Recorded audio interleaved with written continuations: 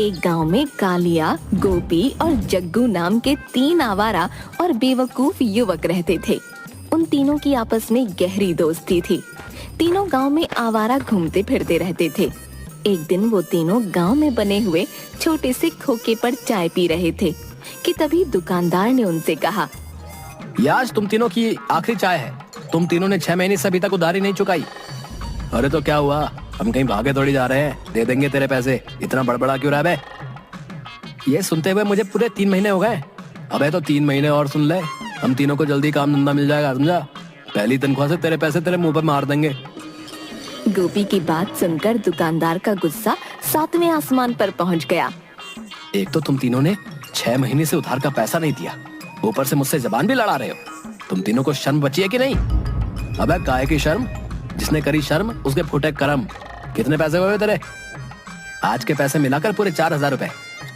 धौंस तो ऐसे दिखा रहा है जैसे 4 लाख रुपए हो गए हो। पहले अपनी औकात से 400 की करी लो। तुम तीनों एक नंबर के निठल्ले और आवारा हो। मुझे 3 दिन के अंदर अपनी सारी उधारी चाहिए। अबे पागल हो गया क्या है? 3 दिन के अंदर हम तेरे पैसे कहां से ला के देंगे बे? कहीं से भी ला कर दो। 3 दिन के अंदर मेरे पैसे मेरे पास नहीं पहुंचे तो मैं तुम्हारी शिकायत गांव के मुखिया से करूंगा और तुम्हारे घर के अंदर जाकर तगादा करूंगा। तब कहीं जाकर तुम्हारी अकल ठिकाने आएगी। दुकानदार की बात पर कालिया आग बबूला होकर बोला, क्या बोला तू? अबे जरा से पैसों के लिए हमारे घर में घुसकर हमसे तगादा करेगा?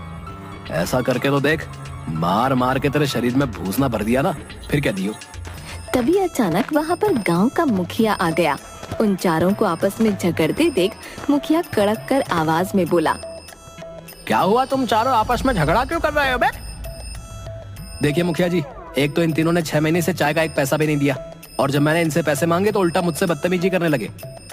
मुखिया जी, हमने इससे बोला था कि हम इसके पैसे जल्द से जल्द लौटा देंगे, मगर ये घर में घुसकर तकादा करने की धमकी दे रहा है। सही तो कह रहा है वो। हमें थोड़ा सा वक्त चाहिए मुखिया जी। ये हमसे बोल रहा है कि 3 दिन के अंदर पैसे चाहिए। भला हम 3 दिन के अंदर पैसे कहां से ला कर देंगे? इसकी चाय तो तुम खूब मजे से और चटकारे ले लेकर पीते हो बे, और पैसे देने के नाम पर बोल रहे हो कि कहां से ला कर देंगे। तुम तीनों के अंदर शर्म नाम की कोई चीज है या नहीं? इतने हट्टे कट्टे नौजवान होकर तुम चाय तक के पैसे नहीं दे पा रहे। शर्म आनी चाहिए तुम तीनों को। मुखिया जी, मुझे मेरे इनसे पैसे दिलवा दीजिए। तुम तीनों ध्यान से सुनो, 1 हफ्ते के अंदर अंदर इसके पैसे लौटा देना, वरना मुझसे बुरा कोई नहीं होगा। अब निकलो यहाँ से। वो तीनों वहाँ से चले जाते हैं और एक पेड़ के नीचे बैठकर सोचने लगते हैं। अबे यार, बुरे फंस गए यार। अब 4,000 रुपए 1 हफ्ते में कहां से ला कर देंगे वे? अबे चिंता मत कर, कहीं से इंतजाम कर लेंगे। कहां से इंतजाम करेंगे? मेहनत मजदूरी करना हम जानते नहीं, पैसे कहां से आएंगे? ऊपर से मुखिया भी हमको धमकी देकर चला गया। तभी वहाँ एक भिखारी आकर उनसे भीख मांगने लगता है। भगवान के नाम से कुछ दे दो बेटा। जाओ बाबा, माफ करो, भगवान के नाम पर कुछ दे दो, 1 रुपया ही दे दो। अरे हमारे पास एक फूटी कौड़ी भी नहीं है, बोला ना जाओ जाकर कहीं और से मांगो। उन तीनों की बात सुनकर भिखारी को गुस्सा आ जाता है। ऐसा लगता है जैसे कि तुम तीनों मुझसे भी ज्यादा गए गुजरे हो। ये लो मेरी तरफ से 5 रुपया तुम रख लो। उसकी बात सुनकर वो तीनों गुस्से से आग बबूला हो जाते हैं। अबे तेरा दिमाग तो ठीक है? अबे क्या तू हमें अपनी तरह भिखारी समझ रहा है बे? हाँ क्या? क्योंकि तुम्हारी हालत तो मुझसे भी ज्यादा बदतर दिखाई दे रही है। हम तीनों के पास कोई काम धंधा नहीं है, समझा? इसलिए हम यहाँ पर फालतू बैठे हैं। तुम तीनों के मतलब का बस एक ही काम है, तुम भी भीख मांगना शुरू कर दो। लेकिन याद रखना, तुम्हें कोई भीख भी नहीं देगा, क्योंकि भीख भी देकर दी जाती है। और तुम तीनों तो हट्टे कट्टे मुस्तंडे हुए हो, लानत है तुम पर। ये कहकर भिखारी वहाँ से चला गया। अरे यार, अब तो भिखारी भी हम लोगों के मुंह पर भला बुरा बोलकर जाने लग गए वे, और ऊपर से हमें भीख मांगने की सलाह देकर गया है। जग्गू उन दोनों की बात सुनकर कुछ सोचकर बोला, वैसे कुछ गलत बोलकर नहीं गया, काम बुरा नहीं है। अबे तू पागल हो गया क्या? तू ये कहना चाहता है कि हम सभी भीख मांगे? गांव में हमारी रईसई नाक भी कट जाएगी। तो मैं कब कह रहा हूँ कि गांव में भीख मांगेंगे, दूसरे गांव में जाकर मांगेंगे। मैंने सुना है कि ये भिखारी एक दिन में बहुत कमा लेते हैं। नहीं, ये काम नहीं करना। मेरी बात तो सुन, सिर्फ 1 हफ्ते की बात है।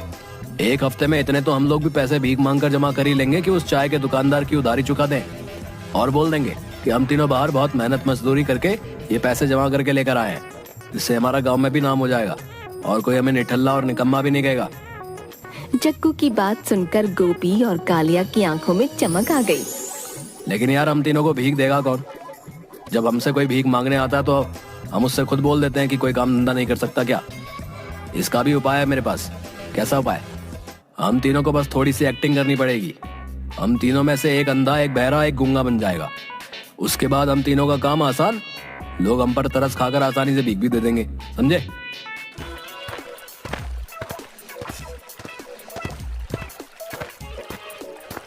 वो तीनों दूसरे गांव पहुंच गए। कालिया गूंगा, गोपी अंधा और जग्गू बहरा बन जाता है। उस गांव में एक व्यक्ति एक दुकान पर खड़ा होकर समोसे खा रहा होता है। हम तीनों एक साथ जाएंगे तो हो सकता है कि हम पर शक हो जाए। सबसे पहले मैं जाता हूँ। कालिया उस व्यक्ति के पास जाकर गूंगे की एक्टिंग करके भीख मांगने लगा, मगर उस व्यक्ति के पास जाकर कालिया ये भूल गया कि उसे गूंगा बनकर भीख मांगनी थी। भगवान के नाम पर कुछ दे दो बाबा, मैं जन्मजात गूंगा हूँ। कालिया की बात सुनकर वो व्यक्ति बुरी तरह से चौंक गया। अबे जब तू जन्मजात गूंगा है तो फिर बोल कैसे रहा है? कालिया को अचानक ध्यान आया कि उसे तो गूंगे की एक्टिंग करनी थी और फिर वो अचानक से गूंगे की एक्टिंग करने लगा। जबा जबा चबा। कालिया को देखकर वो व्यक्ति समझ गया कि ये इंसान झूठा है। अबे पागल समझा क्या? साले अट्टा कट्टा होकर गूंगा बन के भीख मांग रहा है बे? मारो भाई, सब इसको मारो। इतना कहकर वो कालिया को बुरी तरह से पीटने लगा और आसपास के लोगों ने भी कालिया पर हाथ सेंक दिए। कालिया दर्द से कराहता हुआ अपने दोस्तों के पास चला गया। अबे उन लोगों ने मुझे बहुत मारा बे, पीट पीट कर मेरा बुरा हाल कर दिया। अबे बेवकूफ, तुझे गूंगा बनना था। तूने कभी सुना है कि एक गूंगा ये बोल रहा है कि मैं जन्मजात गूंगा हूँ? तू तो कड़ी का एक्टर है। अब देख, मैं जाता हूँ, सीखना मुझसे कुछ। देख उससे कैसे पैसे ऐड कर लेके आता हूँ, देख। इतना कहकर गोपी उसी व्यक्ति के पास चला गया। भगवान के नाम पे कुछ दे दे बाबा इस अंधे को। मेरे घर में मेरी बीवी और बच्चे 2 दिन से भूखे हैं। उस व्यक्ति को गोपी को देखकर बड़ा तरस आया। वो अपनी जेब से 100 का नोट निकालकर गोपी को देखकर बोला, कहाँ रहते हो तुम? पहले तो तुम्हें इस गांव में कभी नहीं देखा। मैं यहीं पास के गांव में ही रहता हूँ बाबूजी। क्या तुम पैदाइशी अंधे हो? नहीं बाबूजी, कुछ वक्त पहले मजदूरी करते समय दीवार मेरे ऊपर गिर गई। मेरे पास इलाज कराने के लिए पैसे नहीं थे और मेरी आंखें चली गईं। तुम घबराओ मत, अगर तुम्हें और भी पैसों की जरूरत हो तो तुम मुझसे मिल लेना। लेकिन मैं आपसे कैसे मिल सकता हूँ बाबूजी? मैं तो देख ही नहीं सकता। मेरा नाम रामू है, मैं यहाँ का मुखिया हूँ। तुम किसी से भी बोल देना कि मुझे गांव के मुखिया से मिलना है, वो तुम्हें आसानी से मेरे पास पहुंचा देगा। अचानक गोपी ने देखा कि उस दुकान पर एक बड़ा सा सांप बैठा हुआ था, जो धीरे धीरे करके गोपी और मुखिया की ओर बढ़ रहा था। गोपी चिल्लाता हुआ बोला, सांप सांप सांप, अरे भागो सब यहाँ से, यहाँ पर एक बड़ा सा सांप है। गोपी की बात सुनकर दुकान में हड़बड़ी मच गई। लोगों ने तुरंत उस सांप को पकड़कर मार दिया। तुम्हारा बहुत बहुत शुक्रिया भाई, अगर तुम मुझे नहीं बताते तो मेरा यही काम तमाम हो जाता। अचानक मुखिया के दिमाग में एक विचार तेजी से कौंधा। लेकिन तुम तो अंधे हो ना, फिर तुमने सांप को कैसे देख लिया? वो मुझे सांप की आहट सुनाई दे गई। मुझे पता लग जाती है जब सांप आता है। मुखिया गुस्से से आग बबूला हो उठा। झूठ बोलता है साले, अंधा बनकर भीख मांगता है। तुझे शर्म नहीं आती? एक तो वैसे ही अभी पिट कर गया था, अब तेरी बारी है, मारो इसको। इतना कहकर सभी लोग गोपी को मारने के लिए बुरी तरह से जुट गए। गोपी वहां से भागता हुआ अपने दोस्तों के पास पहुंचा।